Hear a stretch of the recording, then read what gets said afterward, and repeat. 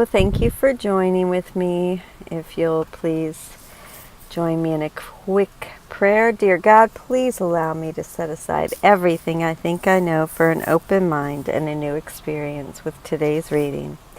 We are in the Manual for Teachers, Volume 3, and this is Section 20, What is the Peace of God? And I will read the first 3 paragraphs today and conclude with the last 3 tomorrow.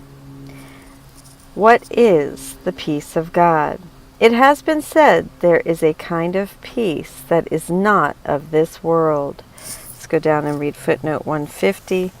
John 16:33, I have said this to you, that in me you may have peace.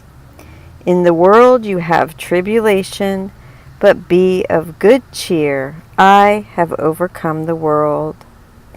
Philippians 4:7, and the peace of God, which passeth all understanding, shall keep your hearts and minds through Christ Jesus. And now returning to the text. How is it recognized? How is it found? And being found, how can it be retained? Let us consider each of these questions separately, for each reflects a different step along the way. First, how can the peace of God be recognized? God's peace is recognized at first by just one thing. In every way, it is totally unlike all previous experiences. It calls to mind nothing that went before. It brings with it no past associations. It is a new thing entirely. There is a contrast, yes, between this thing and all the past, but strangely, it is not a contrast of true differences. The past just slips away, and in its place is everlasting quiet. Only that. The contrast first perceived has merely gone. Quiet has reached to cover everything. How is this quiet found? No one can fail to find it who but seeks out its conditions.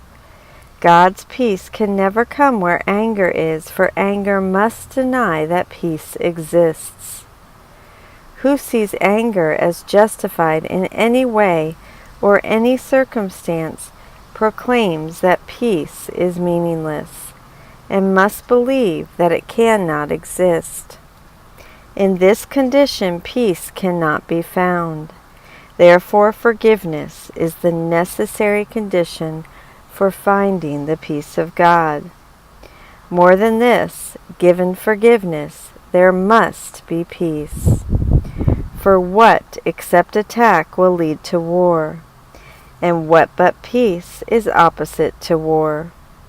Here the initial contrast stands out clear and apparent. Yet when peace is found, the war is meaningless, and it is conflict now that is perceived as non-existent and unreal. And tomorrow we will pick up the reading in Section 20 of the Manual for Teachers, What is the Peace of God? Thank you so much for joining with me today.